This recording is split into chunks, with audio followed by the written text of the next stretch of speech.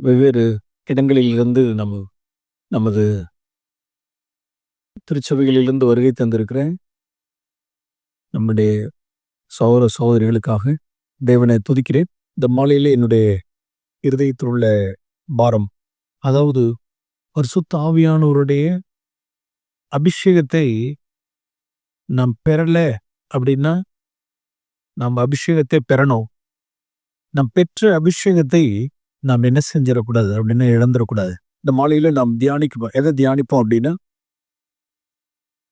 அபிஷேகத்தை நாம் எப்படி இழந்துட முடியும், பரிசுத்த ஆவியானவருடைய அபிஷேகத்தை நாம் எப்படி இழந்துட முடியும், நாம் இழக்க முடியுமான்னு கேட்டா நாம் ஜாக்கிரதையா இல்லை, மனத்தாழ்மையா இல்லை.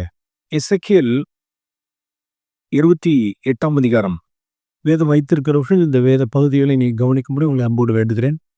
28ஆம் அதிகாரம் 12ஆம் வசனம். மனுபுத்திரனே, நீ தீரு ராஜாவை குறித்து புலம்பி அவனை நோக்கி அப்படின்னு வாசிக்கிறோம்.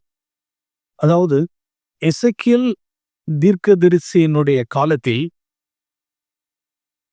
இந்த தீர்க்க தரிசனம் யாருக்கு அப்படின்னா,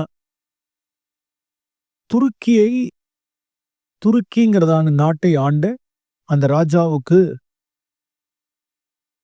விரோதமான ஒரு எச்சரிப்பான ஒரு தீர்க்க தரிசனமான வசனம் கர்த்தர் எசேக்கியேலை கொண்டு பேசினார். ஒரு பார்ட் யாருக்கு அப்படின்னா தீரு ராஜாவுக்கு. இதே தீர்க்க தரிசன வசனம் யாருக்கு அப்படின்னா இன்னொரு பார்ட் யாருக்கு அப்படின்னா அந்த தீரு ராஜ்யத்துக்கு பின்னால ஆளுகை செய்கிறதானே இவ்வுலகத்தின் அதிபதியாகிய சாத்தான், லூசிஃபர். அப்ப ஒரு பகுதி, ஒரு பாட்டு இந்த தீர்க்க தரிசன வசனம் துருக்கி ராஜாவுக்கும், இன்னொரு பாட்டு அது எப்படி தீர்க்க தரிசனமா இருக்கு அப்படின்னா சாத்தானுக்கும் உண்டான தீர்க்க தரிசன வசனம். மனுபுத்திரனே, நீ தீரு ராஜாவை குறித்து புலம்பி அப்படின்னு வாசிக்கிற. எடுத்த உடனே லேமெண்டேஷன். இந்த வசனத்தை பார்க்கும் பொழுது கர்த்தருடைய சாயல் இன்னதென்று நாம் அறிந்து கொள்ள முடியும். அதாவது தனக்கு எதிராக தேவனுடைய பர்வதத்தில், தேவனுடைய தேவலோகத்தில், பரலோகத்தில் தனக்கு எதிராக ஒருவன் எழும்புகிறான். தன்னுடைய சிருஷ்டிப்பாகிய லூசிஃபர் தனக்கு எதிராக எழும்பி காரியங்களை நடப்பிக்கும் பொழுது அவன் வீழ்ச்சியிலே 12ஆம் வசனத்தில் வாசிக்கிறோம், கர்த்தர் என்ன செய்கிறார் அப்படின்னா அவருடைய வருத்தத்தை தெரிவிக்கிறார். Sadness, lamentation. எனக்கு எதிரா எழுப்பினல்ல ஓ லூசிஃபர், எனக்கு எதிரா நீ எழும்பினல்ல, நீ வீழ்ந்தியா அப்படின்னு சொல்லிட்டு தேவன் என்ன செய்யல அப்படின்னா ரசிக்கல. முதலாவது சத்தியம் நம்பர் 1. ஒரு 5 மாலையில உங்களுக்கு 5 சத்தியங்களை நான் சொல்லுகிறேன். ஒன்னொன்னா கத்துங்க. முழுக்க இந்த எசேக்கியேல் 28ஆம் அதிகாரம் இந்த பகுதியிலிருந்து உங்களுக்கு மாலையில் ஒரு 5 சத்தியங்களே சொல்றேன். நம்பர் 1, தேவனுடைய சாயல் என்ன அப்படிங்கிறத 12ஆம் வசனத்திலே பார்க்கிறோம். தனக்கு எதிராய் எழும்பின லூசிஃபருடைய வீழ்ச்சியில் கர்த்தர் என்ன செய்யல அப்படின்னா கலிகூர்ல, புலம்பினார், அதாவது சஞ்சலப்பட்டார், வருத்தப்பட்டார். இதான் தேவனுடைய சாயல். அருமையானவர்களே, இந்த மாலையில இந்த ஹால்ல உட்கார்ந்து இருக்கிறவங்க, நமக்கு எவ்வளோ பேர் நமக்கு எதிராக இருந்திருக்கலாம், காரியத்தை நடப்பிச்சிருந்திருக்கலாம், துரோகம் பண்ணியிருக்கலாம். நமக்கு தெரியாதபடிக்கு நமக்கு பின்னால எவ்வளோ காரியங்களை நடப்பிச்சிருக்கலாம், துரோகம் பண்ணியிருக்கலாம், வஞ்சித்திருக்கலாம். நமக்கு எதிராக காரியங்களை பண்ணினவர்களை குறித்து, அவருடைய வீழ்ச்சியை குறித்து நாம் காரியங்கள் கேள்விப்படும் பொழுது நம்மளுடைய இருதயம் எப்படி இருக்கு? நாம் நிதானிச்சு பார்க்கணும். நம்ம இந்த இடத்துக்கு திரும்ப வருவோம். கர்த்தர் தாவீதை குறித்து இப்படி சொன்னார், தாவீது என்னுடைய இருதயத்துக்கு ஏற்ற மனுஷன் அப்படின்னார். தாவீது என்னுடைய இருதயத்துக்கு ஏற்ற மனுஷன். இப்ப தேவனுடைய இருதயம் எப்படி? தேவனுடைய இருதயத்தினுடைய காரியம் இருக்கு பாருங்க. தேவனுடைய இருதயம் எப்படி அப்படின்னா, தனக்கு எதிராய் எழும்பின லூசிஃபருடைய வீழ்ச்சியில் அவர் வருத்தப்பட்டார், சஞ்சலப்பட்டார். தோ 2 சாமுவேலின் புஸ்தகம் 2 சாமுவேல் 1ஆம் அதிகாரத்தில் வாசிக்கிறோம். 2 சாமுவேல் 1ஆம் அதிகாரம். தாவீதை கிட்டத்தட்ட 10 ஆண்டுகளுக்கு மேலாக சவுல் என்ன செய்து கொண்டே இருந்தான் அப்படின்னா, அவனுடைய உயிரை வாங்கிடணும், அவனை கொலை செஞ்சணுங்கிறதுக்கு 10 ஆண்டுகளுக்கு மேலாக அவனை துரத்தி கொண்டே இருந்தான். இப்போ ஒரு நாள் ஒண்ணு வருது. என்ன வருது அப்படின்னா, சவுல் மரித்து போனான். சவுல் மரித்தான் அப்படிங்கிறதான செய்தியை கேள்விப்படும் பொழுது, அப்பாடா அப்படின்னு பெருமூச்சு உள்ள தாவீது. நான் ஏற்கனவே ராஜாவாகும்படி சாமுவேல் தீர்க்கதரிசினால் நான் அபிஷேகம் பண்ணப்பட்டேன்.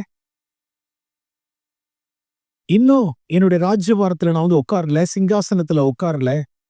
இந்த மனுஷன் என்னைக்கு மரிச்சு நான் என்னைக்கு ராஜாவா வருது அப்படிங்கிறதான விருப்பம் 0. அந்த விருப்பம்லாம் அவன்கிட்ட இல்லவே இல்லை. தாவீதினுடைய ஒரே விருப்பம், நான் ஒன்றை கேட்டேன், அதே நாடுவேன், உங்களுடைய மகிமையை பார்க்கணும், அவ்வளவுதான். இந்த ராஜாங்கம், ராஜ்யபாரம், ஆசனம், சிங்காசனம், ராஜாவாகிறது அதெல்லாம் தாவீதுக்கு அது காரியமே கிடையாது. இப்ப பல நாட்களாய், பல ஆண்டுகளாய் சவுலால் துரத்தப்பட்ட அந்த தாவீது, சவுல் மரித்தான் அப்படிங்கிற ஒரு செய்தியை கேள்விப்படும் பொழுது அவனுடைய இருதயம் கலிகூர்ல. என்ன செய்தான் பாருங்க. இதான் தேவனுடைய சாயல், தேவனுடைய இருதயத்துக்கு ஏற்ற மனுஷன். 11 நான் வாசிக்கிறேன். தாவீதும் அவனோடு இருந்த சகல மனுஷரும் தங்கள் வஸ்திரங்களை கிழித்து கொண்டு, சவுலும் அவன் குமாரனாகிய யோனத்தானும் கர்த்தருடைய ஜனங்களும் இஸ்ரவேல் குடும்பத்தாரும் பட்டயத்தாலே விழுந்தபடினால் புலம்பி அழுது சாயங்காலம் மட்டும் உபவாசமாய் இருந்தார்கள். 17ஆம் வசனம். தாவீது சவுலின் பேரில் யோனத்தானின் பேரில் புலம்பல் பாடினான். அவன் பாடின புலம்பல் என்ன அப்படின்னா, 19ஆம் வசனத்தில், இஸ்ரவேலின் அலங்காரம் உயர்ந்த ஸ்தானங்களில் அதமாயிற்று. பியூட்டி ஆஃப் இஸ்ரேல் அப்படின்னு பாருங்க. யார குறித்து அப்படின்னா, தாவீது சவுல் தன்னுடைய ஜீவனை எடுக்கிறதுக்காக வைதேடி இந்த சவுலை குறித்து அவன் சொல்ற வார்த்தை, ஓ பியூட்டி ஆஃப் இஸ்ரேல், இஸ்ரவேலின் அலங்காரமே, நீ மரிச்சிட்டே பாரு. அது தேவனுடைய சாயல். ஒருவனுடைய வீழ்ச்சியில் புலம்புறது. தாவீது தேவனுடைய இருதயத்துக்கு ஏற்ற மனுஷன். சவுலுடைய வீழ்ச்சியில் அவன் புலம்பல் பாடினான். ஆண்டவராகிய இயேசு கிறிஸ்துவை குறித்து நமக்கு தெரியும். நாம் வாசிக்கிறோம், லூக்கால வாசிக்கிறோம். தன்னை ஏற்றுக்கொள்ளாதே தேவகுமாரனாக, மெஸ்ஸியாவாக, கிறிஸ்துவாக தன்னை ஏற்றுக்கொள்ளாத கிறிஸ்து இன்னும் சிலுவையில் அறையப்படுவதற்கு முன்னாக ஜெருசலேமை பார்க்கிறார். ஓ ஜெருசலேமே, ஓ எருசலேமே, உன்னை எவ்வளவோ கோழி தன் குஞ்சு சேர்க்கிறது போல உன்னை சேர்த்துக்கொள்ள வகைது என்ன, அறியாம போயிட்டே. தோ நாள் வருகிறது. கர்த்தர் தீர்க்க தரிசனமாய் பார்த்தார். இந்த எருசலேம் தேவாலயம் சத்துருக்களால் சூழ இடிபட்டு ஒரு கல்லின் மேல் கல்லிராதபடிக்கு இந்த தேவனுடைய ஆலயம் இடிக்கப்பட போறதை பார்த்து என்ன செய்யறார் அப்படின்னா, அந்த எருசலேமுடைய வீழ்ச்சியை பார்த்து கர்த்தர் கண்ணீர் வடித்தாருன்றது. என்னை ஏற்றுக்கொள்ளல, என்னை கிறிஸ்துவாக மெஸ்ஸியாவாக என்னை ஏற்றுக்கொள்ளல, இந்த வருவான், ஆலயெல்லாம் இடிக்கப்படும், தீக்கிரையாக்கப்படும். உங்களுக்கு வேணும்டா, அதெல்லாம் உங்களுக்கு எல்லாம் வேணும். அப்படி இயேசுனுடைய சாயல் இருந்ததான்னு கேட்டா இல்ல. எருசலேமுடைய வீழ்ச்சியில் அவர் கண்ணீர் வடித்தார். லூசிஃபருடைய வீழ்ச்சியில் கர்த்தர் புலம்பினார், சஞ்சலப்பட்டார். சவுலுடைய வீழ்ச்சியில் தாவீது என்ன செய்தான் அப்படின்னா புலம்பல் பாடினான். ஓகே, ஒரு 3 பேரை நாம் பார்க்கிறோம். அருமையானவர்களே, நாம் எந்த கேட்டகரியா இருக்கோம்? நமக்கு தீங்கு செய்கிறவர்கள், துரோகம் பண்ணினவர்கள், பணத்திலே ஏமாற்றினவர்கள், சொத்துல ஏமாற்றினவர்கள், நம்மை காயப்படுத்தினவர்கள், நமக்கு விரோதமாய் பேசினவர்கள், அவர்களெல்லாம் குறித்து இந்த மாலை வேளையில என்னைக்கு அவன் விழுவான், என்னைக்கு அவன் விழுவான், அவருடைய வீழ்ச்சியில அப்படின்னா இன்னும் கர்த்தரை அறியவில்லை. அப்படிப்பட்டவர்கள் இந்த ஹால்ல யாராவது ஒருத்தவங்க இருப்பீங்க அப்படின்னா கர்த்தரை நீங்க என்ன அறியலன்னு அர்த்தம். தேவனை அறியல. அது தேவனுடைய சாயல் அல்ல. மற்றவருடைய வீழ்ச்சியில் ஒரு இருதயம் கலிகூறுமானால் ரெண்டு சகோதரர்கள் ஒருவருக்கு ஒருவர் விரோதமான சகோதரர்களா இருக்கிறாங்க. சொத்து பத்துல இவர் ஏமாத்திட்டாருங்கிறாங்க, இவர்ல அவர் ஏமாத்திட்டாருங்கிறாங்க, 2 பேர் இருக்கிறாங்க. இப்படிப்பட்ட சூழ்நிலையில் ஒரு சகோதரனுடைய மகள் என்ன செஞ்சிட்டா அப்படின்னா விசுவாசத்தை விட்டு வழுவி தூரம் போய் ஒரு அவிசுவாசியான ஒரு பையனை விவாகம் பண்ணிட்டு எங்கேயோ போயிட்டான். எங்கேயோ போய் ஒரு கல்யாணம், ஒரு அவசர கல்யாணம், எங்கேயோ வச்சு ஒரு தாலி கட்டி ஒரு போட்டோ ஒண்ணு வருது. அந்த குடும்பம் எப்படி இருக்கும்? எவ்வளவாய் எடுத்து சொருன மாதிரி இருக்கும். தன்னுடைய மகள் இப்படி தூரம் போயிட்டா, இந்த மாதிரி திருமணம் ஆயிடுச்சுங்கிற காரியத்தை கேள்விப்படும் பொழுது ஒரு குடும்பம் அழுது புலம்பிக்கிட்டு இருக்கு. இன்னொரு குடும்பம் என்ன பண்ணுது அப்படின்னா வாட்ஸ்அப்ல ஸ்டேட்டஸ் அனுப்பிச்சுடுறான். பாருங்க, வாட்ஸ்அப்ல அந்த பிக்சரை எடுத்து விட்டு அப்படியே போகுது, அது பாட்டு போகுது. அத ரசிக்கிறாங்க பாத்தியா? எனக்கு எகென்ஸ்டா நடந்தல்ல, எனக்கு விரோதமா நீ பேசினல்ல, எனக்கு விரோதமா காரியங்களை நடப்பிச்சல்ல, சொத்து பத்துல நீ ஏமாத்தனல்ல, இப்ப நடந்தது பாத்தியா? உன் பொண்ணுடைய நிலைமைய பாத்தியா? ஒருத்தனோட போயிட்டா பாத்தியா? போட்டோ வந்திருக்கு பாத்தியா? இந்த போட்டோவை என்னால எவ்வளவு தூரத்துக்கு அனுப்பிச்சு விட முடியுமோ அனுப்பிச்சு விடுறேன் அப்படின்னா, ஓ,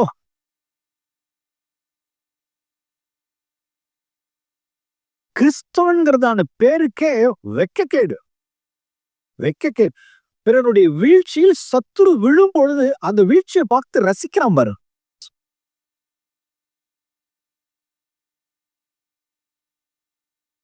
அந்த நபரட்டில் அந்த விசுவாசினிடத்துல இப்படிதான் கேட்டேன், உன்னுடைய மகள் இன்னொருவனோடு கூட போயிட்டா இப்படி ஸ்டேட்டஸ் வச்சு நீ அப்படி நீ சர்க்குலர் பண்ணி விடுவ, எல்லாத்தையும் அனுப்பிச்சு விடுவ. ஓ மகனோ இது போல இப்படி போய் திருமணம் பண்ணியிருந்தா அனுப்பிச்சு விடுவேன்.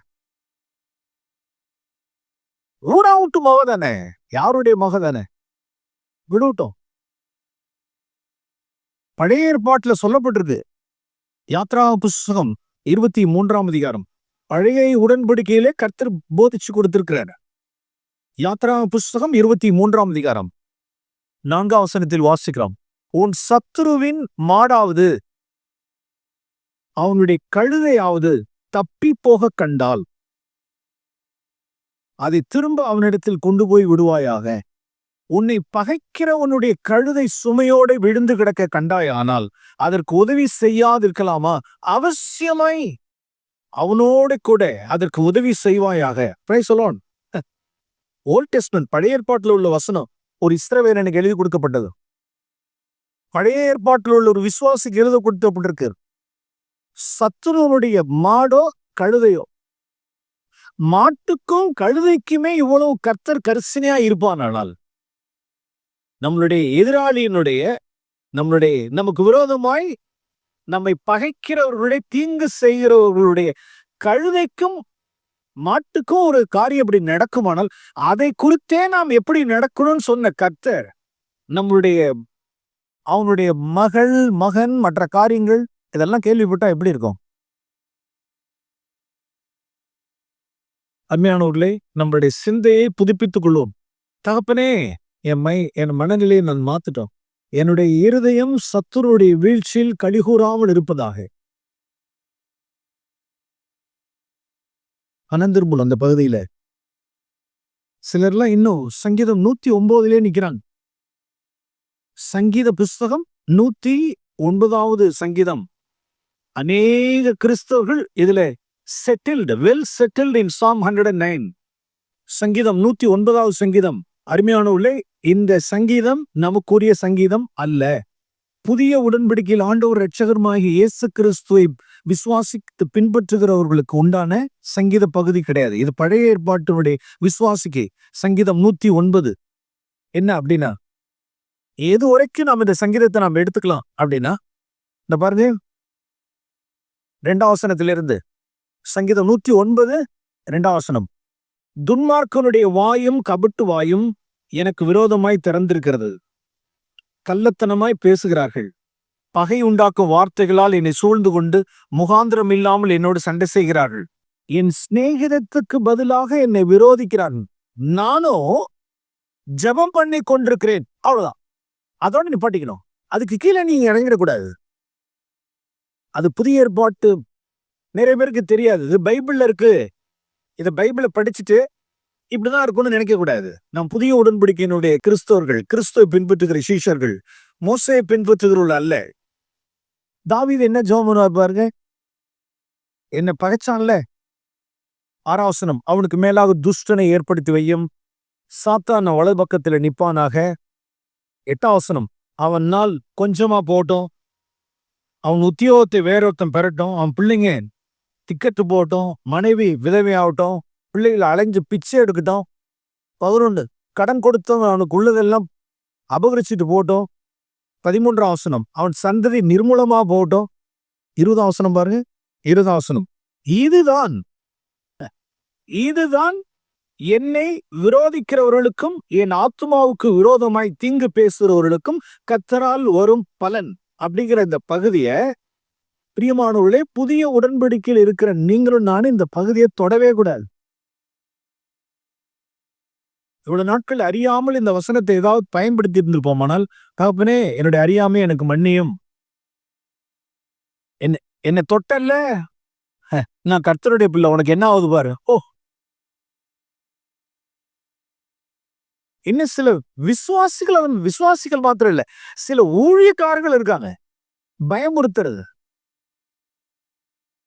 அவன் கிறிஸ்துவனுடைய சிந்தை என்ன அறியல. தாவீது என்ன சொல்றார்? பழைய ஏற்பாட்டு மனுஷன் இவ்வளத்தையும் பண்ணிட்டு, இதுதான் என்னை விரோதிக்கிறவர்களுக்கு, என் ஆத்துமாவுக்கு விரோதமாய் தீங்கு பேசுறவர்களுக்கும் கர்த்தரால் வரும் பலன். ஜீசஸ், நாம் இயேசுவை பின்பற்றுகிறோம். மத்தேயு எழுதின சுவிசேஷம் 12ஆம் அதிகாரம். மத்தேயு எழுதின சுவிசேஷம் 12ஆம் அதிகாரம். எனக்கு விரோதமாய் தீங்கு செய்கிறவர்களுக்கும் விரோதமாய் பேசுகிறவர்களுக்கும் கர்த்தரால் ஒரு பலன் என்னங்கிறது இங்க இருக்கு பாருங்க. இயேசுனுடைய சீஷர்களுக்கு மத்தேயு எழுதின சுவிசேஷம் 12ஆம் அதிகாரம் 32ஆம் வசனம். அது பழைய ஏற்பாட்டு வசனம், இது புதிய ஏற்பாட்டு வசனம். எவனாகிலும் 32 மனுஷகுமாரனுக்கு விரோதமாய் வார்த்தை சொன்னால் அது அவனுக்கு மன்னிக்கப்படும். Price the Lord. விரோதமாய் பேசினாலும் சரி, விரோதித்தாலும் சரி, தீங்கு பேசினாலும் சரி, பின்னால காரியங்களை என்ன செஞ்சாலும் சரி, அருமையானவர்களே, கிறிஸ்துவனுடைய சிந்தை உடையவர்களாய் நாம் இருப்போம். ஆனாலும் தாவீதனுடைய ஒரு காலகட்டத்தில் தன்னுடைய சத்ருவனுடைய வீழ்ச்சியில் அவன் என்ன செய்யல அப்படின்னா, அவனுடைய வீழ்ச்சியில் அப்படி ஒரு காலகட்டத்தில் அவன் ஜெபம் பண்ணியிருந்தாலும் சவுலுடைய வீழ்ச்சியில் அவன் குளம்பல் பாடினான். ஓகே, நம் எசேக்கியேல் 28க்கே நாம் திருப்போம். எசேக்கியேல் 28ஆம் அதிகாரம் 2வது சத்தியம். அங்கே லூசிஃபரை குறித்து, அவன் சாத்தானாய் மாறுவதற்கு முன்பாக தேவதூதனாய் இருந்தவனுடைய காரியங்கள் என்னென்னலாம் சொல்லப்படுது. அந்த லூசிஃபருக்கு என்னென்னலாம் இருக்கு பாருங்க. 12ஆம் வசனத்தில் வாசிக்கிறோம். நம்பர் 1 ஞானத்தால் நிறைந்தவன். நம்பர் 1 ஞானம், full of wisdom. Number 2 perfect beauty, பூர்ண அழகுள்ளவன். நம்பர் 3 மூணாவது விஷயம் என்ன போட்டிருக்கு பாருங்க. 14ஆம் வசனத்தில் இருக்குல்ல, அபிஷேகம் பண்ணப்பட்ட கேரூப், அனாயிண்டட். நம்பர் 4 கீழே வாசிக்கிறோம். 15ஆம் வசனத்துல வாசிக்கிறோம். உன் வழிகளில் குறையற்று இருந்தாய், பிளேம்லெஸ். லூசிஃபர்ட்ட என்ன இல்லை அப்படின்னா பிளேம்லெஸ், ஒரு குறை இல்ல. அபிஷேகம் பண்ணப்பட்டவன், பூர்ண அழகுள்ளவன், ஞானத்தால் நிறைந்தவன். ஓகே, 5வது காரியம் இங்க வாசிக்கிறோம். 16ஆம் வசனத்தில் வாசிக்கிறோம். உன் வியாபாரத்தின் மிகுதியினால், abundance of trade. அது என்ன வியாபாரம்? பரலோகத்தில் அவன் என்ன வியாபாரம் பண்ணிட்டு இருக்கான்?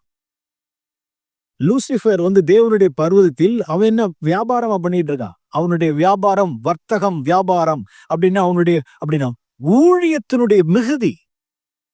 அவனுடைய ஊழியம் கோடா கோடி தேவதூதர்கள் மத்தியில அவனுக்கு இருந்த ஊழியம். சிலருடைய மினிஸ்ட்ரி எல்லாம் அபண்டன்ஸ் மினிஸ்ட்ரி மிகுதி. அவனுடைய அந்த தேவனுடைய பர்வதத்தில் அவனுக்கு கீழாக இருக்கக்கூடியதான அந்த ஏஞ்சல்ஸனுடைய எண்ணிக்கை மிகுதி, ஊழியம் மிகுதி. கீழே இன்னும் வாசிக்கிறோம். 28ஆம் அதிகாரம் 13ஆம் வசனத்தில் வாசிக்கிறோம். கடைசியில உன் மேல வாத்தியங்கள், உன் நாகசுரங்கள் உன்னிடத்தில் அவன் தான் கொயர் மாஸ்டர். இது எல்லாம் சேர்ந்து என்ன ஆயிடுச்சு? இப்ப இது எல்லாம் சேர்ந்து என்ன ஆயிடுச்சு பாருங்க. என்னென்னலாம் போட்டிருக்கு பாருங்க. 5ஆம் வசனத்திலுடைய 28ஆம் அதிகாரம் 5ஆம் வசனம். உன் வியாபாரத்தினாலும் உன் மகா ஞானத்தினாலும் உன் பொருளை பெருக பண்ணினாய், உன் இருதயம் உன் செல்வத்தினால் மேட்டிமை ஆயிற்று. 17ஆம் வசனம். உன் அழகினால் உன் இருதயம் மேட்டிமை ஆயிற்று. 28:17 லூசிஃபரை பார்த்து சொல்ற வார்த்தை, உன் அழகினால் உன் இருதயம் மேட்டிமை ஆயிற்று. இங்க 5ஆம் வசனம், உன் இருதயம் செல்வத்தினால் மேட்டிமை. ஒரு பக்கம் ரிச்சஸ், இன்னொரு பக்கம் பியூட்டி. இதான் சத்துருனுடைய காரியம். இதான் லூசிஃபர் அப்படி இருந்தா அப்ப என்ன ஆயிடுச்சு அப்படின்னா, what a beautiful person I am.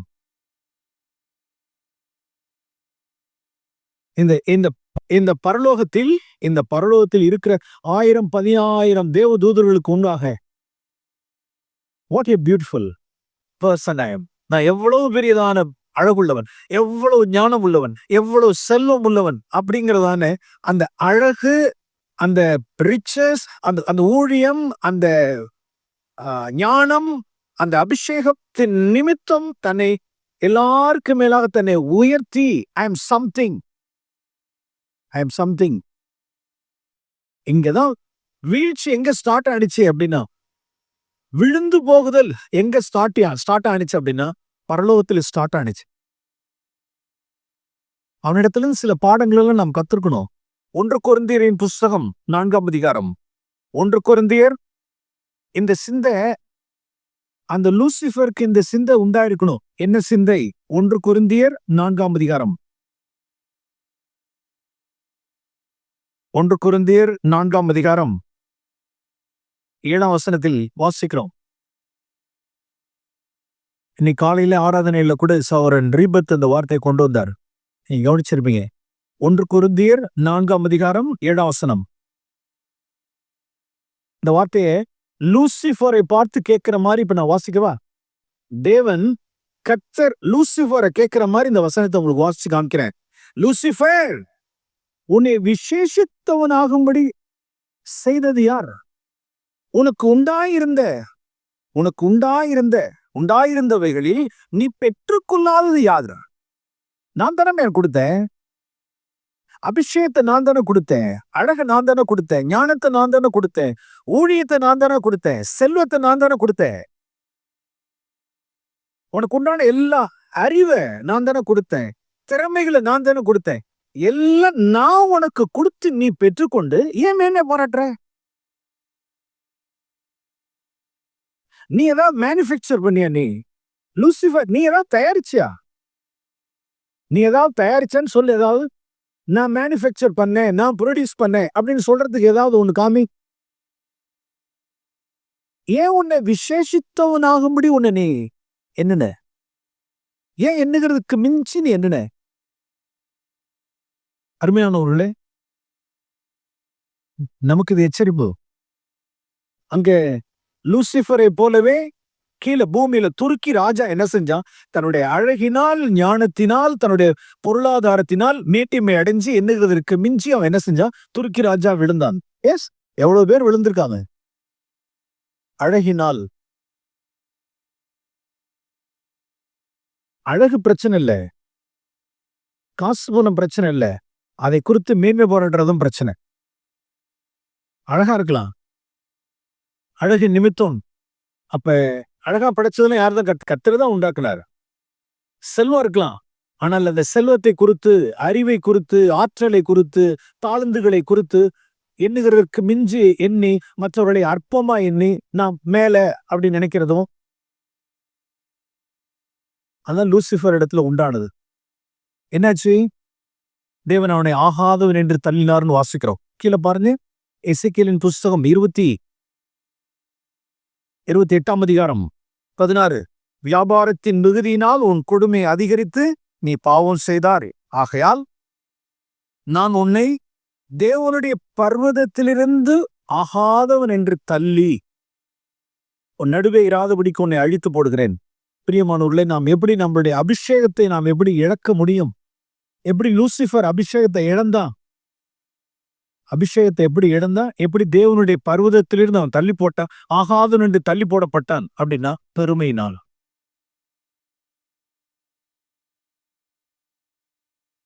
இன்னொரு காரியத்தை வாசிக்கிறோம் 17ஆம் வசனத்துல. உன் அழகினால் உன் இருதயம் மீட்டிமை ஆயிற்று, உன் மினுக்கினால் உன் ஞானத்தை நீ கெடுத்தாய், உன் மினுக்கினால் உன் ஞானத்தை கெடுத்தாய், உன்னை தரையில தள்ளி போடுவேன். அதாவது ஞானம் கெட்டு போச்சுன்னு அதுக்கு பேர் தந்திரம். When wisdom is corrupted, then it is craftiness. ஆரம்பத்தில் எப்படி வாசிக்கிறோம்? எசேக்கியேல் 28 சாத்தானை லூசிஃபர் குறித்து நீ ஞானத்தால் நிறைந்தவன் அப்படின்னு வாசிக்கிறோம். புதிய ஏற்பாட்டுல பின்னால வாசிக்கிறோம், பிசாசுனுடைய தந்திரங்கள் நமக்கு தெரியாதவையில் அல்லவே. என்ன ஆயிடுச்சு பாரு, அவனுடைய ஞானம் கெட்டு போகும் பொழுது, கரப்ட் ஆகும் பொழுது என்ன ஆகும் அப்படின்னா அது தந்திரமாயிடும். கிராஃப்டினஸ். உன் மினுக்கினால் உன் ஞானத்தை நீ கெடுத்தாய். லூசிஃபர் மட்டும் இல்லை, இந்த பூமியில தேவன் விசேஷித்த ஞானத்தை யார் கொடுத்திருந்தார் அப்படின்னா சாலமோனுக்கு கொடுத்திருந்தார். அவனு என்ன செய்தான் அப்படின்னா தன்னுடைய மினுக்கினால், தன்னுடைய மிகுதியினால் என்ன செய்து கொண்டான்? தன்னுடைய ஞானத்தை அவன் கெடுத்து கொண்டான். எஸ், சாலமோன் ஞானி, தன்னுடைய ஞானத்தை கெடுத்து கொண்டவன். அவன் ஆரம்பத்துல எப்படி இருந்தான் அப்படின்னா இங்க வாசிக்கல, 1 ராஜாக்களின் புஸ்தகம் 3ஆம் அதிகாரம். சாலமோன் ஞானி எப்படி ஆரம்பம் நல்ல ஆரம்பம். ஆண்டவர் அவனுக்கு தரிசனமானார், சொப்பனத்துல கேட்கிறார். 1 ராஜாக்களின் புஸ்தகம் 3ஆம் அதிகாரம் 5ஆம் வசனம். கிபியோனிலே கர்த்தர் சாலமோனுக்கு ராத்திரியில் சொப்பனத்தில் தரிசனமாகி, நீ விரும்புகிறதை என்னிடத்தில் கேள் என்று கேட்டார். எப்படிங்க? சாலமோன், நீ விரும்புறதை என்னிடத்தில் கேள் என்று தேவன் சொன்னார். அதுக்கு சாலமோன் என்ன சொன்னார் அப்படின்னா 7ஆம் வசனத்துல பாருங்களேன். 7ஆம் வசனம். என் தேவனாகிய கர்த்தாவே, என் தகப்பனாகிய தாவீதின் ஸ்தானத்தில் என்னை ராஜாவாக்கினீர். நானோ வென்றால் போக்குவரத்து அறியாத சிறு பிள்ளையா இருக்கிறேன். எனக்கு தெரியல, நான் சின்ன பையன், சிறு பையன், எனக்கு ஒன்றும் தெரியாது அப்படின்னா. அதாவது எப்பொழுதுமே தேவன் நம்மளை தெரிந்து கொள்ளுகிறது எப்ப அப்படின்னா நம் பார்வையில் எப்பெல்லாம் சிறியவர்களா இருக்கிறோமோ அப்பொழுதுதான் தேவன் என்ன கொடுக்கிறார். ஒரு அபிஷேகத்தை எப்ப நமக்கு கொடுக்க முடியும், ஞானத்தை எப்ப நமக்கு கொடுக்க முடியும், ஊழியத்தை எப்ப நமக்கு கர்த்தர் கொடுக்க முடியும் அப்படின்னா, ஓகே, நீ உன் பார்வையில் சிறியவனா இருக்கிற. ராஜா விட்டு கண்ணுக்குட்டி சாலமோன், ராஜா விட்டு கண்ணுக்குட்டி. ஏற்கனவே அதே அரண்மனையில் அப்சலோம்னு ஒருத்தர் இருக்கான். தந்திரசாலியா இருந்து தகப்பனை எப்படி கவுத்துட்டு எப்படி ராஜ்யபாரத்துக்கு வரணும்னு சொல்லிட்டு விவரமான ஆளு. போக்குவரத்து எல்லாம் நல்ல அரித்த மனுஷன். எப்படி சூட்சமா வேலை செய்யறது, பேக்ல வேலை செய்யறது. அவன் போக்குவரத்து அறியாத சிறுபுலாம் கிடையாது, வஞ்சகன். எப்படி எல்லாம் கவர் பண்ணி எப்படி எல்லாம் பொசிஷனுக்கு வரணும்னு தெரிஞ்சவன் அப்சலோம். இன்னொரு பையன் இருக்கான் அதே தாவீதனுடைய அரண்மனையில், இன்னொருத்தர் இருக்கான் அதோனியா. அவனுக்கு ஒரு 50 பேர் சேர்த்து, ஏய் அண்ணனுக்கு ஜே போடுங்கடா, அண்ணனுக்கு ஜே போடு, அண்ணனுக்கு ஜே போடுனா 50 பேர் ஏதோ போய்க்கு தின்னுக்கிட்டு கூடவே இருந்துகிட்டு, யாரோட? அதோனியாவோடய கூட சேர்ந்து சேர்ந்து சேர்ந்து சுத்திக்கிட்டு அண்ணனுக்கு ஜே, அண்ணனுக்கு ஜேன்னா திடீர்னு பார்த்தா அண்ணனுக்கு ஜேன்னா. தன்னைத்தானே உயர்த்தின அதோனியா, தன்னைத்தானே உயர்த்தின அப்சலோம் எல்லாம் என்ன செஞ்சாங்கன்னா விழுந்து போனாங்க. அதே ராஜா விட்டு கண்ணுக்குட்டி யாரு? சாலமோன். சொல்றான் பாருங்க, அது கனவுல கனவுல நடிக்கிறதுலாம் கிடையாது. ஒரு சப்கான்சியஸ் ஸ்டேட்ல இருந்து உள்ள இருந்தும் பேசுறான், ரியாலிட்டியை பேசுறான். எனக்கு எனக்கு தெரியாது, நான் சின்ன பையன், நான் ராஜா வாக்குறதுக்கு எனக்கு தெரியல, எனக்கு எப்படிலாம் எனக்கு தெரியாது, ஜனங்களை விசாரிக்கிறதுலாம் எனக்கு தெரியாது. சிலர்லாம் கியூல நிக்கிறாங்க, என்னை ஃபெசிலிட்டேட்டர் ஆக்குங்க, என்னை எல்டர் ஆக்குங்கன்னு சொல்லிட்டு லைன்ல நிக்கிறான். ஐ நோ ஆல், எனக்கு எல்லாம் தெரியும். மேக் மீ, என்னை எல்டர் ஆக்குங்க, என்னை மூப்பர் ஆக்குங்க, என்னை அட்லீஸ்ட் உதவிக்காரர் ஆக்குங்க, என்னை முன்னால கொண்டு வாங்க, என்னை மைக்க பிடிக்க வைங்க. எஸ், there are people சைட்ல லைன்ல வரிசை நின்றுட்டு இருக்காங்க. ஒரு மனுஷன் தூக்கத்துல இருக்கிறப்ப அவனை தன்னை அறியாம சொல்றான், எனக்கு தெரியாது, ஐ டோன்ட் நோ, எனக்கு என்ன செய்யணும்னு தெரியாது, எனக்கு ஞானத்தை கொடுங்க. எஸ், கர்த்தர் பார்த்தார், எஸ் நீ அப்படியேதான் இருந்த, அதோனியாவையும் நான் பார்த்திருக்கேன், அப்சலோமையும் பார்த்திருக்கேன், சாலமோன் உன்னையும் பார்த்தேன், நீ உண்மையிலே நீ உன் பார்வையில் நீ சிறியவனா இருக்கிற. ஒரு ராஜா அரண்மனையில் நீ இருந்தாலும், ராஜா விட்டு கண்ணுக்குட்டியா நீ இருந்தாலும், உன் பார்வையில் நீ சிறியவனா இருக்கிற அப்படின்னா உனக்கு இந்த ஞானத்தை தருகிறேன் அப்படின்னா ஞானத்தை கொடுத்தார். Okay, what happen? அந்த ஞானம் என்னாச்சு? அந்த ஞானம் என்னாச்சு? அருமையானவர்களே, மிகுதியை குறித்து நாம் எப்பொழுதும் ஜாக்கிரதையா இருப்போம். மிகுதி மிகுதி மிகுதி. ஓகே, தன்னை விசேஷித்தவனாக இப்படி செய்து கொண்டான். தன்னை இதான் பிரச்சனையே. ஆரம்பம் ரைட்டு, ஆரம்பம் ரைட்டு. தான் பார்வையில் எளியவர்களாய் உன்னை கொடுத்து தேவன் ஆசீர்வதித்த பொழுது, ஞானத்தை கொடுத்து, ராஜ்யபாரத்தை கொடுத்து, அரண்மனை கொடுத்து, எல்லாம் செல்வ செழிப்பு எல்லாம் கொடுத்ததுக்கு அப்புறம் முடிஞ்சு போச்சு, அவ்வளவுதான். நாம் இங்க வாசிக்கிறோம், அவனை குறித்து நாம் இங்க வாசிக்கிறோம் பாருங்க. சாலமோன் தன்னை கெடுத்து கொண்டான், அவனுடைய ஞானத்தை அவன் கெடுத்து கொண்டான், தன்னுடைய மினுக்கினால், தன்னுடைய பெருமையினால். சாலமோன் தன்னுடைய பெருமையினால் என்ன செய்தான்? தன்னை கெடுத்து கொண்டான். ராஜாவுக்குன்னு சொல்லிட்டு ஒரு கட்டளை எழுதி கொடுக்கப்பட்டிருக்கு. என்ன கட்டளை? உபாகம புஸ்தகம் 17ஆம் அதிகாரம். உபாகமம் 17ஆம் அதிகாரம். இது ராஜா என்ன செஞ்சிருக்கணும்? சாலமோன் தன்னுடைய டேபிள்ல வச்சுக்கணும். உபாகம புஸ்தகம் 17ஆம் அதிகாரம் 15ஆம் வசனத்தில் வாசிக்கிறோம். உபாகமம் 17:15. உன் தேவனாகிய கர்த்தர் தெரிந்து கொள்பவனை உனக்கு ராஜாவாக வைக்க கடவாய். தேவன் கர்த்தர் தெரிந்து கொள்பவனை ராஜாவாக வைக்க கடவாய். ஓகே, இப்ப அந்த ராஜா என்ன செய்யணுமா அப்படின்னா வரிசை என்னென்ன காரியங்கள் இருக்கு பாருங்க. 16ஆம் வசனம். அவன் அநேக குதிரைகளை சம்பாதிக்க கூடாது. அப்படின்னு என்ன அர்த்தம் அப்படின்னா, ஹார்ஸ் பவர் அப்படின்னு நினைச்சிடாத. நான் தான் உனக்கு பவர். ஹார்ஸ் பவர்லாம் கிடையாது. உன்னுடைய குதிரை பலத்திலையும், உன்னுடைய ரதத்திலையும், உன்னுடைய குதிரையிலையும், உன்னுடைய மிலிட்டரியிலையும் நம்பிக்கை வைக்காத, என் மேல நம்பிக்கை வை. குதிரைகளை அநேக சம்பாதிக்காத. நம்பர் 1. 2, 17ஆம் வசனத்தில் வாசிக்கிறோம். ராஜாவுக்கு இருக்க வேண்டிய காரியம் 2, 17ஆம் வசனம். உன்னுடைய இருதயம் பின்வாங்கி போகாதபடிக்கு அவன் அநேகம் ஸ்திரீகளை படைக்க வேண்டாம். அநேகம் ஸ்திரீகளை சேர்த்துக்கொள்ள வேண்டாம், படைக்க வேண்டாம்.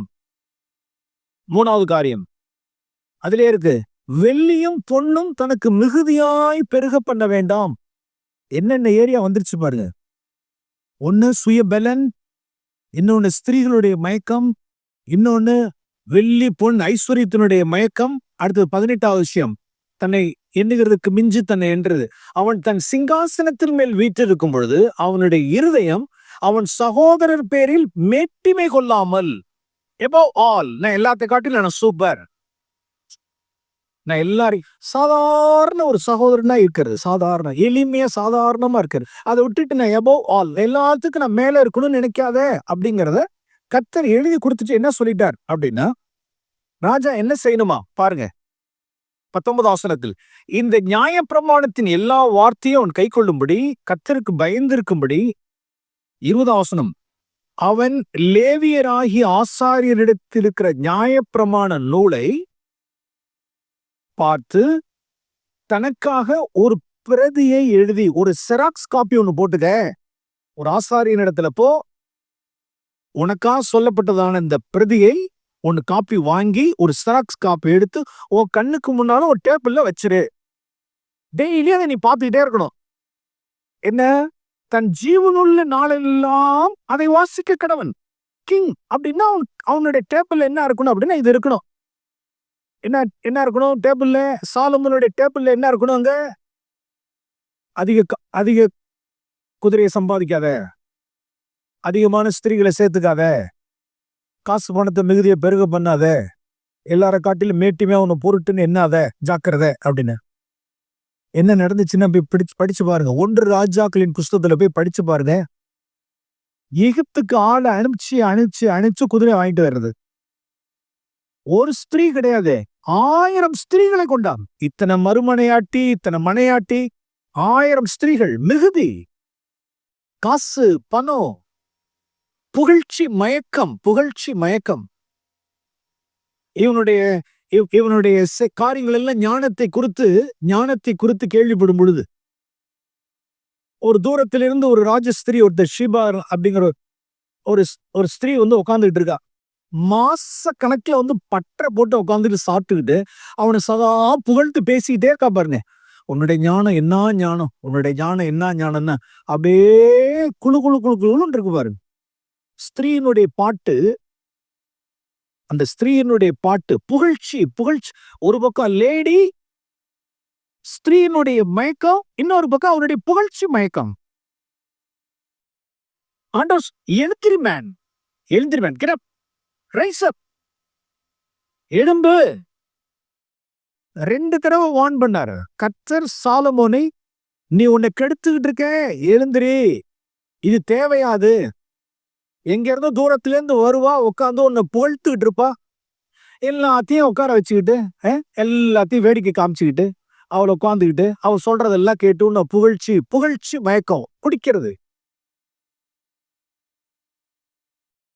ஆண்டு சொன்னாரு, உன்னத பாட்டுல வாசிக்கிறோம், எழும்பு என் ரூபவதியே, என் பிரியமே, சாலமோனே எழுந்திரு அப்படின்னார். ஒரு தடவைக்கு 2 தடவை ஆண்டவர் அவனை கனவுல சொல்லி எச்சரித்தார். அவ்வளவுதான். மினுக்கினால், மிகுதியினால், அழகினால், செல்வத்தினால், அருமையானவர்களே, கெடுத்துக்கொள்ள வேண்டாம். நம்முடைய அழகினாலும் பெருமையினாலும் சிலர் அழகினால் நடக்கிற நடையே பாத்தீங்கன்னா ஜாக்கிரதை. சிறு பிராயம் முதற்கொண்டே நம்மளுடைய பிள்ளைகளை நடைய கவனிக்கணும். சிலர்லாம் நல்ல நம்மளுடைய பெண் பிள்ளைகளுக்கு நல்ல அழகா ட்ரெஸ்ஸ வாங்கி கொடுத்து அப்படியே ரசிக்கிற தாய்மார்களை பார்த்திருக்கேன். இந்த வயசுல சோட்டாவா இருக்கிற பிள்ளைகளை தாய் தாப்பன் அப்படியே கொடுத்து, எஸ்பெஷலி மதர்ஸ், நல்ல ட்ரெஸ்ஸ வாங்கி கொடுத்து, நல்ல அழகு பார்த்து 17, 18, 21 கம்பி நீட்டி பிள்ளைகளை பார்த்திருக்கேன். இன்னைக்கெல்லாம் துயரத்திலும் துக்கத்திலும் இருக்கிறார்கள். பின்னாட்கள் இப்படி சம்பவிக்கும் தெரியாது. கண்டிக்க வேண்டாம். அந்த நடைய பார்த்து கண்டிக்க வேண்டாம். இது என்ன நட, இது என்ன இது ஸ்டைலு, இது என்ன கண்ணாடியை பார்த்துக்கிட்டு இப்படி செய்யற நீன்னு கண்டிக்க வேண்டாம். திருவிட வேண்டாம். ஸ்கூல்ல பண்ற அந்த காரியங்கள் எல்லாம் பண்ணிட்டு, ஸ்கூல்ல நடக்கிற அந்த பாட்டு, டான்ஸு, ஸ்கூல்ல வெளியில நடக்கிற காரியங்கள் எல்லாம் பார்த்துட்டு அப்படியே வீட்டுல அப்படியே கண்ணாடிட்டு நின்றுகிட்டு இப்படி எல்லாம் ஆசை. என்ன விட்டா ஸ்கூல் டான்ஸ்ல நான் சூப்பரா ஆளுடைய, எங்க அம்மா என்ன விடவே மாட்டேங்கிறான். இந்த பிள்ளைங்க எல்லாம் என்ன ஆடுது, நான் சூப்பரா விளையாடுவேன். எங்க அப்பா அம்மா என்ன விடவே மாட்டேங்கிறாங்க. அதனால நான் ரூம்ல கதை சாத்திக்கிட்டு நானே ஆடிய தையா தக்கான்னு ஆடி வாருன்னு கிருவிட வேண்டாம். விட்டாச்சு. சிறு வயசுலயே விட்டாச்சு. பெருமை, அழகினால் வெள்ளத்தோளா இருக்கிறதுனால பிரச்சனையே கிடையாது. அழகா இருக்கலாம், காசு பணம் இருக்கலாம், மேன்மை பாராட்டக்கூடாது. தனக்கு விசேஷித்தவர்களாக எண்ணக்கூடாது. அடுத்தவர்களை அற்பமா எண்ணக்கூடாது. இவர்களை காட்டில நான் மேல அப்படின்னு நினைக்க கூடாது. கர்த்தர் எழுதி வச்சுக்கன்னு சொன்னார். ராஜா எழுதி வச்சுக்க, சாலமோன் ஒரு டேபிள்ல எழுதி வச்சுக்கன்னு சொன்னாரு. அவ்வளவுதான். உன் மினுக்கினால் உன் ஞானத்தை நீ கெடுத்து போட்டாய். முடிச்சு போச்சு. 1000 ஸ்திரீகளை படைச்சா அப்புறம் எங்க ஞானம் இருக்கும்? அநேக குதிரைகளை சம்பாதிச்சா அப்புறம் எப்படி மினிச்சு இருக்கும்? ஸ்திரீகளுடைய பாட்டு புகழ்ச்சி பாடல், புகழ்ச்சி பாடல். ஓகே, அடுத்து 4வதா ஒரு காரியத்தை நான் சொல்ல விரும்புகிறேன். ஞானத்தை நாம் பெருமையினால் புகழ்ச்சியை தேடுவர். மனுஷனுடைய கனத்தையும் மகிமையும் நாம் தேடுகிறபடியால், அதை ஏற்றுக்கொள்கிறபடினாலும் தேடுகிறபடினாலும் நம்மளுடைய ஞானத்தை நாம் என்ன செஞ்சிரும்? நாம் கெடுத்துருவோம். சாலோமன் கெடுத்து கொண்டான், ஆகாதவனாய் தள்ளப்பட்டான். லூசிபர் ஆகாதவனாய் தள்ளப்பட்டான். சாலமோன் ஆகாதவனாய் தள்ளப்பட்டான். இன்னொரு 10 நிமிஷம் ஆகாதவனாய் தள்ளப்பட்ட இன்னொரு மனுஷனையும் காண்பிக்கிறேன். 1 சாமுவேலின் புஸ்தகம் 15ஆம் அதிகாரம். 1 சாமுவேல் 15ஆம் அதிகாரம். தேவன் இவனை சவுல் ராஜாவை எப்படி தெரிந்து கொண்டார் அப்படின்னா 1 சாமுவேல் 15ஆம் அதிகாரம். சாலமோன் தன்னுடைய பார்வையில் சிறு பிள்ளையாய் இருந்த பொழுது கர்த்தர் அவனுக்கு ஞானத்தை கொடுத்தார், அபிஷேகத்தை கொடுத்தார். ஓகே, இங்க 1 சாமுவேலின் புஸ்தகம் 15ஆம் அதிகாரம் 17ஆம் வசனம். அப்பொழுது சாமுவேல் சவுலை பார்த்து கேட்கிறார், நீர் உம்முடைய பார்வைக்கு சிறியவராய் இருந்தபோது அல்லவோ, உன் பார்வையில் சிறியவனாய் இருந்தபோது அல்லவோ இஸ்ரவேல் கோத்திரங்களுக்கு தலைவரானீர், கர்த்தர் உம்மை இஸ்ரவேலின் மேல் ராஜாவாக அபிஷேகம் பண்ணுவித்தாரே. எஸ், எப்ப தேவன் நம்மை அபிஷேகம் பண்ண முடியும்? நம்மளுடைய பார்வையில் நாம் சிறியவர்களாய் இருக்கும் பொழுது, தாழ்மையாய் மனத்தாழ்மையாய் இருக்கும் பொழுது கர்த்தர் அபிஷேகிப்பார். அப்ப முடிவு வரையும் தான் அதுல என்ன இருக்கணும்? நம்மளுடைய பார்வையில் சிறியவர்களாவே இருக்கணுமே அப்படின்னா இல்லை. சவுல் இஸ்ரவேல் சமஸ்தானத்தை 40 ஆண்டுகள், கொஞ்சம் கவனிங்க, 40 ஆண்டுகள் இஸ்ரவேல் சமஸ்தானத்தை ராஜாவாக சவுல் ஆண்டார். 40 years, 40 வருஷம். முதல் 2 ஆண்டு தான் ஃபைன், ஃபேண்டாஸ்டிக். 2 வருஷம் தாழ்மையா இருந்த 2 வருஷம்.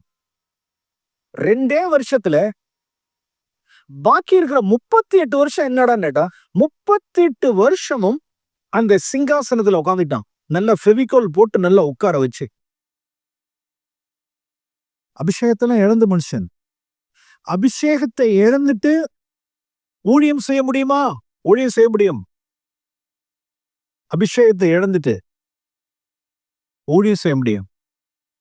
ராஜாங்கம் பண்ண முடியுமா? ராஜாங்கம் பண்ண முடியும். ராஜாவா இருக்க முடியுமா? ராஜாவா இருக்கலாம், ராஜாங்கம் பண்ணலாம், பொசிஷன்ல இருக்கலாம். அபிஷேகம் இல்ல. 2 ஆண்டு தான். அந்த 2 ஆண்டுகள்ல அவனுடைய லைஃப் அருமையான வாழ்க்கை. சவுலுடைய வாழ்க்கை.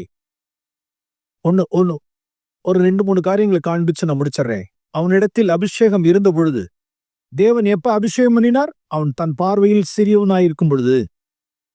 அந்த அபிஷேகம் அவனிடத்தில் இருக்கும் பொழுது, இங்க பாருங்க, 1 சாமுவேல், அதே தான் முன்னால 1 சாமுவேலின் புஸ்தகம் 10ஆம் அதிகாரம் 10ஆம் வசனம். 1 சாமுவேல் 10:10. அவர்கள் அந்த மலைக்கு வந்தபோது அந்த தீர்க்கதரிசிகள் கூட்டம் அவனுக்கு எதிராக வந்தது. அப்பொழுது தேவனுடைய ஆவி சவுல் மேல் இறங்கினதினால், இப்ப என்ன ஆயிடுச்சு? பரிசுத்த ஆவியானவர், கர்த்தருடைய ஆவியானவர் சாமுவேல் மேல வந்தார். அந்த மனுஷன் நீதான் அடுத்த ராஜா அப்படின்னுங்கிற செய்தி காரியங்கள் நடக்குது. பார்த்த உடனே அவன் எங்க போயிட்டான் அப்படின்னா பாருங்களேன், அவனை எல்லாரும் தேடுறாங்க. அவனை ராஜாவாக்குறதுக்காக தேடுறாங்க. 20ஆம் வசனத்திலே, சாமுவேல் இஸ்ரவேலின் கோத்திரங்கள் எல்லாம் சேர பின்னின பின்பு பெஞ்சமின் கோத்திரத்தின் மேல் சீட்டு விழுந்தது. பெஞ்சமின் கோத்திரத்தை அதனுடைய குடும்பங்களின்படி சேர பின்பு கடைசியில வாசிக்கிறோம், சவுலின் மேல் சீட்டு விழுந்தது. அவனை தேடின போது அவன் அகப்படவில்லை. அவன் இனி இங்கே வருவானா என்று அவர்கள் திரும்ப கர்த்தரிடத்தில் விசாரித்த போது, இதோ அவன் தளவாடங்கள் இருக்கிற இடத்திலே ஒளித்துக் கொண்டிருக்கிறான் என்று கர்த்தர் சொன்னார். பாருங்க, இது எப்ப அது? கர்த்தருடைய ஆவியானவர் அவன் மேலே இறங்கும் பொழுது, தன் பார்வையில் சிறியவனாயிருக்கும் பொழுது, எப்பா சவுல் நீ ராஜாவா இருப்பா அப்படின்னா, ஐயோ என்னை விட்டுருங்க, என்னை விட்டுருங்க, என்னை விட்டுருங்க, நான் ஓடி இங்க ஒளிஞ்சுக்கிறேன்னு சொல்லிட்டு சும்மா சும்மா துபாக்கூர் வேலையெல்லாம் செய்யல. நான் ஓடுற மாதிரி ஓடி இந்த ஸ்கிரீனுக்கு பின்னால் ஒளிஞ்சுக்குவேன், நீ என்னை தேடி கண்டுபிடிப்பீங்க, அப்புறமேல நான் வருவேன். அப்படியா? இந்த வேலையெல்லாம் அவர் செய்யல. தேடவே அகப்படவே இல்லை. கர்த்தர் பார்த்து அவனுக்கு சொன்னார், அவன் இந்த இடத்துல ஒளிஞ்சுக்கிட்டு இருக்கான், அவனை போய் கூட்டிட்டு என்ன வரும்? அப்ப கர்த்தருடைய பரிசுத்த ஆவியானவருடைய ஒரு அபிஷேகத்தை பெற்ற ஒரு மனுஷனுடைய முதல் அடையாளம் என்ன இந்த இடத்துல பாக்குறான் அப்படின்னா, தன்னை சீனிக்கே கொண்டு வர்றது இல்ல. தன்னை சீனிக்கே நான் தான், என்னை விட்ட ஆள் யாரு? அப்பா என்னை விட்டுருங்கப்பா, என்னை விட்டுருங்க. அதுல ஐயோ எனக்கு விருப்பம் இல்லை, அதெல்லாம் ஜனங்களை ஆளுகை செய்யறதுக்கே எனக்கு விருப்பம் கிடையாது. நான் பேசாத சாதாரண ஒரு குடிப்பெருஜா இருந்துட்டு வேற என்னை விட்டுருங்க. அப்படி ஓடி போய் ஒளித்து கொண்ட ஆவிதான் கர்த்தருடைய ஆவி. இப்படிதான் நம்மளுடைய ஸ்பிரிட்ல இருக்கணும். சபையில நம்மளுடைய சபையில எல்லாம் இருக்கக்கூடியவங்க எல்லாருடைய ஆவி எப்படி இருக்கணும் அப்படின்னா, மறைத்து கொள்ளுகிற ஆவி, ஓடி ஒளிந்து கொள்ளுகிற ஆவி. இதற்கு நேர் ஆப்போசிட்டா நீங்க கிறிஸ்தவத்தில் கிறிஸ்தவ டிவி பிரசங்கமார்களுடைய கிறிஸ்டியன் பிளாட்ஃபார்ம்ஸ் நீங்க எப்படி இருக்கு அப்படின்னா, ஷோ ஆஃப், தங்களை காண்பிக்கிறது. நிதானிக்கணும் பிரியமானவர்களே, நிதானிக்கணும், நிதானிக்கணும். ஜெனிவன் ஸ்பிரிட் எது? நேர்மையான ஆவி எது? உண்மை உள்ள கர்த்தருடைய ஆவியான ஒரு மனுஷன் மேல இருப்பாரானால் தன்னை மறைச்சு கொள்வா. ஸ்திரீகள் உங்களை தங்களை மறைச்சு கொள்ளுவீங்க. குமாரன் தன்னை ராஜாவாக்குறாங்கன்னு தெரிஞ்ச பொழுது ஓடி ஒளிந்து மறைத்து கொண்டார். ஒவ்வொரு அற்புதம் நடந்த பொழுதும் தன்னை ஓடி மறைச்சு கொள்வார். இயேசுவை தேடணும் எங்கன்னு மறைச்சு கொள்வார். பரிசுத்த ஆவியானவர் ஏற்கனவே என்னவா இருக்குன்னா மறைவா இருக்கிறாரு. கர்த்தருடைய தூதர்கள் தங்களை முகத்தை மூடிக்கொள்ளுகிறவர்கள், மறைத்துக் கொள்ளுகிறவர்கள். இஸ்ரவேலின் தேவன் தன்னை மறைத்துக் கொள்ளுகிறவர். இதான் தேவனுடைய ஆவி. இதற்கு மாறாக தன்னை காண்பிக்கணும், என் திறமையை காண்பிக்கணும், என் அறிவை காண்பிக்கணும், என் தாளந்த காண்பிக்கணும், என் ட்ரெஸ்ஸை காண்பிக்கணும்.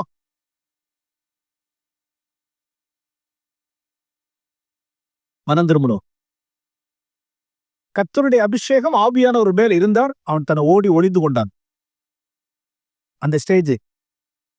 இன்னொரு அடையாளம் பார்க்கிறோம். அதே 1 சாமுவேல் 10ஆம் அதிகாரம். இரண்டாவது, கர்த்தருடைய ஆவியானவர் ஒரு மனுஷன் மேல இருக்கும் பொழுது 1 சாமுவேலின் புஸ்தகம் 10ஆம் அதிகாரம். இங்க வாசிக்கிறோம். 10ஆம் அதிகாரம் 27ஆம் வசனம். 27ஆம் வசனத்தில் வாசிக்கிறோம். சில பேலியாளின் மக்கள் இந்த சவுலா நம்மை ரட்சிக்க போகிறவன் என்று சொல்லி அவனுக்கு காணிக்கை கொண்டு வராமல் அவனை அசட்டை பண்ணினார்கள். அவனோ காது கேளாதவனு போல் இருந்தான், செவிடனை போல இருந்தான். இப்ப சொல்லவா? 2வது சத்தியத்தை எழுதி வச்சுங்க. கர்த்தருடைய அபிஷேகம் இருக்கும் பட்சத்தில் அவன் தன்னை மறைத்துக் கொள்ளுகிறவன். கர்த்தருடைய அபிஷேகம் நம்ம மேல் இருக்கும் பொழுது, யாராவது நம்ம அசட்டை பண்ணும் பொழுது, தீது பேசும் பொழுது காதிலே உழுவாத. காது கேளாதவன் போல இருந்தான், செவிடனை போல இருந்தார்.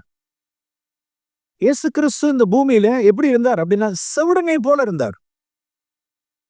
யார் என்ன சொன்னாலும் சரி, பெருந்திண்டி, போஜன பிரியன், சமாரியன், பிசாசு பிடிச்சவன், வஞ்சகன், எத்தன், என்ன சொன்னாலும் சரி உள்ளார போவே போவார்.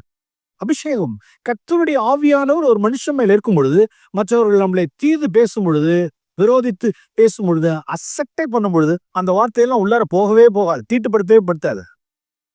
அதே பின்னால வாசிக்கிறோம். 1 சாமுவேல் 18ல கர்த்தருடைய ஆவியானவர் அவனை விட்டு போயிட்டார். அபிஷேகத்தை இழந்த மாத்திரத்தில் 1 சாமுவேல் 18ஆம் அதிகாரம் பின்னால வாசிக்கிறோம் 7ஆம் வசனத்தில், அந்த ஸ்திரீகள் ஆடி பாடுகையில் சவுலுக்கு மார்க் கொடுத்தாங்க. சவுலுக்கு 1000 மார்க், தாவீதுக்கு 10,000 மார்க் முறை முறையாக பாடினார்கள். அந்த வார்த்தை சவுலுக்கு விசனம், எரிச்சல். முன்னால அவனை அவனை அசட்டை பண்ணாங்க. இவனா நம்மள ரட்சிக்கிறவன், இவனை பத்தி தெரியாதா? கீசனுடைய மகன் தானே அவனை, கழுதிக்கு பின்னால போனது தானே, கழுதிக்கு பின்னால போனவன் கீசனுடைய மகனை தூக்கி இன்னைக்கு ராஜா ஆக்கியிருக்காங்க. இவனுக்கு என்ன மரியாதை வேண்டி கிடக்குன்னு பேசுனாங்க. காதுல உழுவுது, ஒண்ணுமே அவனு பாதிப்பு இல்ல. கர்த்தருடைய ஆவியானவர் அபிஷேகத்தை இழந்ததுக்கு அப்புறம் இப்ப ஜனங்கள் என்ன செய்யறாங்கன்னா, எனக்கு 1000 மார்க் கொடுக்குறாங்க. தாவீதுக்கு 10,000 மார்க், எனக்கு 1000. அடுத்தவர்களை புகழும் பொழுது, அடுத்தவர்களை மேன்மையா இருக்கும் பொழுது, அந்த வார்த்தை சவுலுக்கு என்னது? விசனம், எரிச்சல். சபையிலே நாம் இருக்கிறதான சில சபைகள்ல நம்மை குறைவா எண்ணப்பட்டு இன்னொருத்தவங்க என்ன செய்யறாங்க? மேன்மை எண்ணப்படும் பொழுது, ஒருத்தரை குறித்து நாம் நல்லா செய்யும் பொழுது, அந்த என்ன வரக்கூடாது அப்படின்னா, கர்த்தருடைய ஆவியானவர் நம்ம இழந்துட்டோம்னு அர்த்தம். ஓகே, மூன்றாவது அடையாளம். கர்த்தருடைய பரிசுத்த ஆவியானவர் இருக்கும் பொழுது, எனக்கு சாமுவேல் வேணும், சாமுவேலுடைய ஆலோசனை வேணும், சாமுவேலுடைய வழி நடத்தல் வேணும், சாமுவேல்கிட்ட இருந்து ஒரு தீர்க்க தரிசன வசனம் கேட்கணுங்கிறதான ஒரு எண்ணம் இருந்துச்சு. 2 வருஷம் கழிச்சு, எதுக்கு இந்த கிழமை? எப்ப பார்த்தாலும் இந்த கிழவனுடைய டைரக்ஷன் நமக்கு வேணுமா? எல்லாம் எனக்கு 2 வருஷம் எனக்கு எல்லாம் தெரிஞ்சு போச்சு. இண்டிபெண்டன்ட் ஸ்பிரிட், தனித்துவமாய் அவளுக்கு செய்யணும், அவ்வளவுதான். 2 வருஷம் தான். இந்த கிழவனுடைய டைரக்ஷன் எனக்கு வழி நடத்துதெல்லாம் எனக்கு வேண்டாம். நான் தனிக்காட்டு ராஜா, நானா முடிவு பண்ணிக்குவேன். நீ என்ன சொல்றது, நான் என்ன கேட்கறது? நானாவே பலி செலுத்துவேன். வர்றீங்களான்னு பாப்பா, வரலன்னு நானா பலி செலுத்துவேன். நீ என்ன சொல்றது, நான் என்ன கேட்கறதுங்கிற ஸ்பிரிட் வந்து எத்தனை வருஷம்? 2 வருஷம் கழிச்சு முடிஞ்சு போச்சு. அவ்வளவு, சீட்டு கிழிஞ்சு போச்சு. பரிசுத்தம் ஏன்? பெருமை, பெருமை, பெருமை, பெருமை, கனத்தை தேடின காரியம். என்னை கனம் பண்ணு, என்னை கனம் பண்ணு, என்னை கனம் பண்ணு, என்னை கனம் பண்ணு. அருமையானவர்களே, சவுல் ஆகாதவனாய் போனான். ஆரம்பத்துல நல்லா இருந்தா தேவன் அவனை அபிஷேகித்தார். 2 வருஷம் கழிச்சு அவன் பார்வையில் அவன் பெரியவனான. முடிஞ்சு வச்ச அபிஷேகத்தை இழந்தான், ஆகாதவனாய் போனான். ஒரு சில ஆண்டுகள் சாலமோன் நேர்த்தியாய் அவனுடைய ஞானத்தை கொடுத்தார். அவனுடைய மினுக்கினால், தன்னுடைய ஞானத்தை, பெருமையினால் ஞானத்தை கெடுத்து கொண்டான். முடிஞ்சு போச்சு, ஆகாதவனாய் தள்ள போட்டான். லூசிஃபர் நிறைவாய் அவனை பெர்ஃபெக்டா அவனை எல்லாத்தையும் அபிஷேகித்து வச்சார். தன்னுடைய மினுக்கினால், தன்னுடைய ஞானத்தினால், அழகினால், செல்வத்தினால் தன் மேட்டிமையானான். ஆகாதவன் என்று தள்ளப்பட்டான். அருமையானவர்களே, இவைகளெல்லாம் நமக்கு என்னவா இருக்கப்பட்டிருக்கிறது என்றால் திருஷ்டாந்தமா இருக்கிறது. லூசிஃபருடைய வீழ்ச்சியோ, சாலமோனுடைய வீழ்ச்சியோ, சவுலுடைய வீழ்ச்சியோ, நான் என்னை நிற்கிறேன் என்று எண்ணுகிறவன் விழாதபடிக்கு எச்சரிக்கையா இருக்க கடவன். தகப்பனே, ஆவியில எளிமையாய், கடைசி வரைக்கும் ஆவியில நான் எளிமையா இருக்கட்டும். எனக்கு உண்டாயிருக்கிறவைகள் எல்லாம் நீங்க கொடுத்தது. ஒரு ஓட்ட வண்டி, ஓட்ட சைக்கிள் எதா இருந்தாலும் சரி, அது பங்களாவா இருந்தாலும் சரி, ஒரு காரா இருந்தாலும் சரி, ஒரு ஓட்ட சைக்கிளா இருந்தாலும் சரி, எல்லாம் நீங்க கொடுத்தது. பிள்ளைகள் நீங்க கொடுத்தது, ஞானம் நீங்க கொடுத்தது, புத்தி நீங்க கொடுத்தது, சம்பாதிக்கிறதுக்கு வேண்டிய பலன் நீங்க கொடுத்தது, அழகு நீங்க கொடுத்தது, திறமை நீங்க கொடுத்தது, இங்கிலீஷ் நீங்க கொடுத்தது. நான் எதுவும் தயாரிக்கல, எல்லாம் இடத்துல நான் பெற்றுக்கொண்டேன். மனத்தாழ்மையா நான் இருக்கட்டும். என்னங்கிறதுக்கு மிஞ்சி என்னிட வேண்டாம், என்னை காண்பிக்கிறவனா இருக்க வேண்டாம். பிரியமானவர்களே, லூசிஃபருடைய வீழ்ச்சியிலும், சவுலுடைய வீழ்ச்சியிலிருந்தும், சாலமோனுடைய வீழ்ச்சியிலிருந்தும் சில பாடங்களை நாம் கற்றுக்கொண்டிருக்கிறோம். கர்த்தர் நம்ம ஒவ்வொருவருக்கு கிருபை செய்வாராக. ஒரு நிமிஷம் கண்களை மூடும். பரிசுத்த பிதாவே, உம்மை துதிக்கிறோம். இவைகளெல்லாம் திருஷ்டாந்தமாய் நீர் எங்களுக்கு எழுதி கொடுத்திருக்கிறீர். நாங்களும் எங்களை எண்ணுகிறதுக்கு மிஞ்சி எங்களை எண்ணிட வேண்டாம். எங்களுடைய ஆவியிலே நாங்கள் எளிமை உள்ளவர்களாய், எங்களுடைய பார்வையில் எப்பொழுதும் சிறியவர்களா இருக்கட்டும். எங்களை ஒரு பொருட்டென்று நாங்கள் எண்ணிட வேண்டாம். எங்களை மண் என்று நாங்கள் நினைவு கூறட்டும். நீர் எங்களுக்கு தந்துருளினதான இந்த பரிசுத்த ஆவியானவருடைய இந்த அபிஷேகத்தை நாங்கள் இழந்துட வேண்டாம், ஞானத்தை இழந்துட வேண்டாம். காலத்திற்கும் நாங்கள் ஒன்றுமில்லைங்கிறதான ஸ்தானத்திலேயே நாங்கள் இருக்கட்டும், நாமத்தை மகிமைப்படுத்தட்டும். நீர் எங்களில் உயர்ந்திருப்பீராக. இயேசுவின் நாமத்தில் ஜெபிக்கிறோம் பிதாவே, ஆம்.